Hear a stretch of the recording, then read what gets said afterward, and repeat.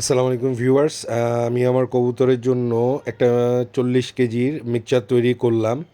তো আমি মিক্সচারটা যেভাবে বানালাম, আমি 65 টাকার একটা সরাসরি মিক্সচার নিয়েছি, যে মিক্সচারটাতে ডাল এবং রেজা ছিল না। আরেকটা মিক্সচার নিয়েছি 70 টাকা কেজি দরে, সেটাতে ডাল এবং রেজা মিক্স ছিল। তো আমি 10 কেজি 10 কেজি করে 20 কেজি এই মিক্সচারটা নিয়েছি। তো এই মিক্সচারটার সাথে আমি দিয়েছি 10 কেজি ভুট্টা, যেটা 45 টাকা কেজি পড়েছে। 40 টাকা কেজিতেও কিছু ভুট্টা পাওয়া যাচ্ছিল, বাট এই ভুট্টাটা ফ্রেশ এবং সাইজটাও খুব ভালো ছিল। যাই হোক, এই ভুট্টাটা মেলানোর পরে আমার এটা 30 কেজি হয়ে গিয়েছে।